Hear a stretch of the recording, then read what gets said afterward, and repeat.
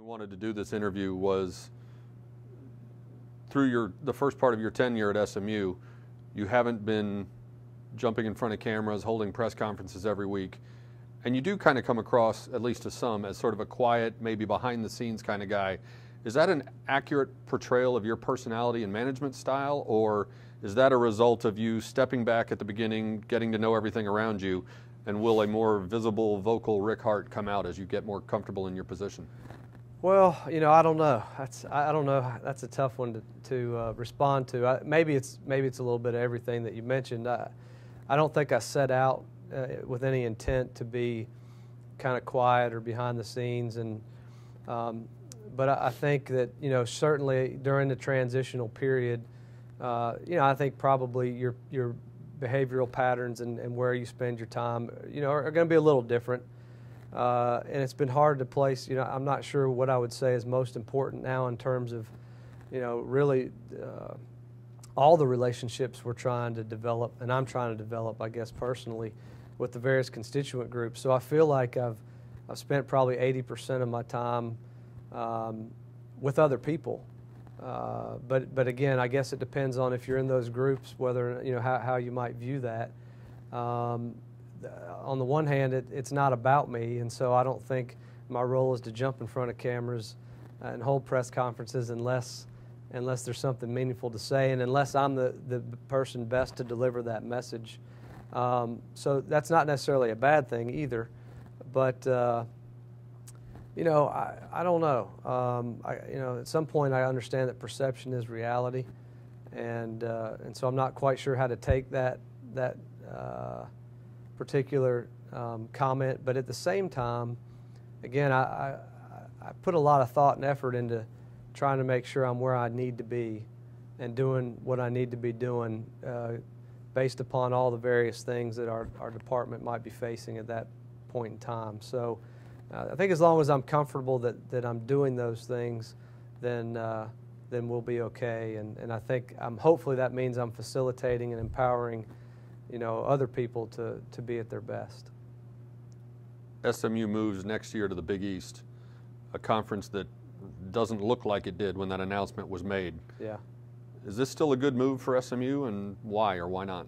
Yeah, we think it is. We think it's still the best move, and again, that's not to at all suggest that it's not different. We acknowledge that it is. It's different, not only when we accepted the invitation to join, but even I think as few as 5 or so months ago. It's markedly different. So we recognize that, but still, when you look across the landscape, you look at where we were, where we've been. I think this is arguably the best position that we will have been in since our Southwest Conference days. We're aligned with a quality group of schools. I think we're all looking forward to a period of stability where we can start to move forward with this group and try to create some cohesion and rivalries and tradition. But so if you look at the options available to you as well, I think while we're on the outside looking in as it relates to those 5 conferences that I think are really now the aspirant group for everyone else, we're in a good position in that we're in that group that I think has a chance to challenge some of those schools and conferences. And if we're smart with the way we schedule non-conference and again the way we invest in the people we bring into our program, I don't think it will inhibit our ability to be nationally competitive. As we sit here and talk, and the #1 ranked basketball team in the country is Gonzaga, then I think more and more there's evidence that points to the fact that conference affiliation is important, but yet it shouldn't really prohibit us from continuing to think big and strive to be nationally competitive. You mentioned the idea of some continuity and stability within the conference. When you look at the landscape of college athletics and when you talk to other athletic directors, do you think there's a period of stability coming, or do you see more shifts coming in future years, and are there contingency plans in place already for SMU going forward on that? Yeah, the truth is, nobody knows. I say nobody. Maybe there's 1 or 2 people that know or that have a better feel for that, but I think all of us are ready for, kind of a period of quiet.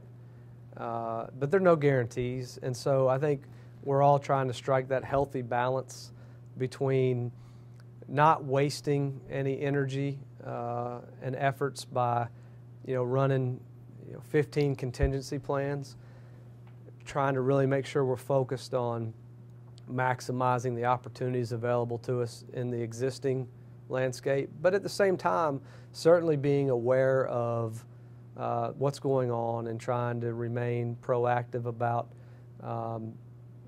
keeping one eye on the horizon and certainly thinking about scenarios so that, we're not caught off guard and that we can minimize being in a reactionary mode as much as possible. But the truth of the matter is that with much of that, it's beyond our control. And I always feel like, and we're focused as a department on, if we're the best we can be, and you look across the land, look at the schools that have bettered their position, and we're one of them, by the way. You've got to control what you can. You've got to do things the right way. You've got to graduate students, and you've got to pursue championships. And if we do those things, then I think we'll be well positioned for the future, whatever that looks like. You mentioned scheduling non-conference games. One of the announcements SMU made recently was a change in the football schedule. Baylor's dropped for next year. Montana State is added to the schedule. What's the process like that SMU went through that resulted with Baylor being the game dropped from the schedule?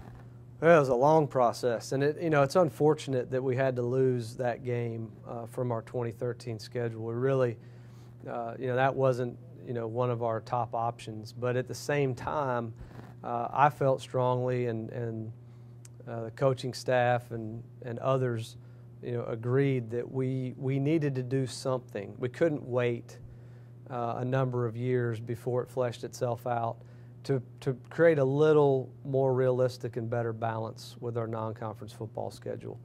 When you're playing 3 Big 12 schools and an SEC program out of conference, and you're moving into a stronger conference, at some point, I think you have to worry about not just what that means in terms of wins and losses, but also what does it mean in terms of the mental health of your team, the physical health of your team, et cetera, when you really are going against programs in the non-conference that have far more depth at a time of the year when the heat can be oppressive, at a time of the year when you're trying to introduce new schemes and new people to the rotation. And so, with all those factors considered, we felt we needed to do something. And at the end of it, the Baylor game, unfortunately, ended up being the only real viable option for us, given all the nuances with scheduling and available opponents at that time of the year, not just for us, but for the schools and the institutions we were trying to work together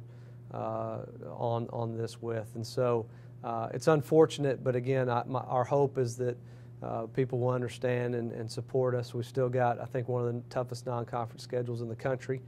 So hopefully people understand that this wasn't about, not wanting to play any particular school or not being up to the challenge to playing schools from those conferences. Clearly it's not. We still have those schools on our schedule.